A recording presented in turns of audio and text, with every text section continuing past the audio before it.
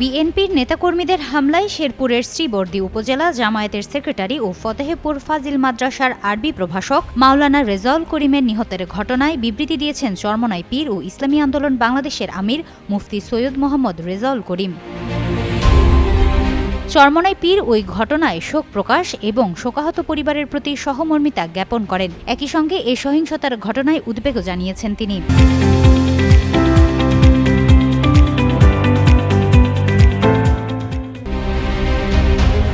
তিনি বলেন, শেরপুরের ঝিনাইগাতীতে চেয়ারে বসার মতো তুচ্ছ বিষয়কে কেন্দ্র করে যে ধরনের সহিংসতা ঘটেছে এবং বাংলাদেশ জামায়াতে ইসলামীর একজন নেতাকে যে নৃশংসভাবে হত্যা করা হয়েছে তা উদ্বেগজনক। বৃহস্পতিবার ইসলামী আন্দোলন বাংলাদেশের কেন্দ্রীয় প্রচার ও দাওয়াত সম্পাদক শেখ ফজলুল করিম মারুফের পাঠানো এক বিবৃতিতে তিনি এই উদ্বেগ প্রকাশ করেন। বিবৃতিতে চরমনাই পীর বলেন, জুলাই গণঅভ্যুত্থানের পরে পরিবর্তিত রাজনৈতিক সংস্কৃতিতে এই ধরনের নৃশংসতা জাতিকে হতাশ করেছে। এই ধরনের পরিস্থিতি এড়ানোর জন্য রাজনৈতিক দল ও আইনশৃঙ্খলা বাহিনীকে আরও দায়িত্বশীল ও সতর্ক আচরণ করতে হবে। ইসলামী আন্দোলন বাংলাদেশের আমির বলেন, এই ঘটনার পুঙ্খানুপুঙ্খ তদন্ত হতে হবে। সহিংসতা তৈরি ও সহিংসতার সাথে যারা দায়ী তাদের বিরুদ্ধে ব্যবস্থা নিতে হবে। আইনশৃঙ্খলা বাহিনীর দায়িত্ব পালনে কোনো অবহেলা বা শিথিলতা থাকলে তাও তদন্ত করতে হবে এবং কার্যকর ব্যবস্থা নিতে হবে।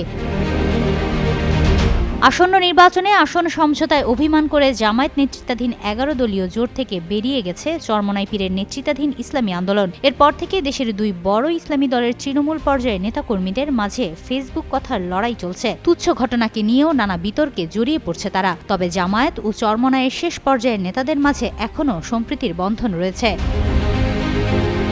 ইতোমধ্যে চরমনাই পীরের আসন থেকে নিজেদের প্রার্থী প্রত্যাহার করেছে জামায়াত। এদিকে ইসলামী আন্দোলন ও জামায়াত সেক্রেটারি গোলাম পরোয়ারের আসন থেকে তাদের প্রার্থী প্রত্যাহার করেছে। আর জামায়াত আমিরের আসনে তারা মনোনয়ন ফর্মই নেয়নি।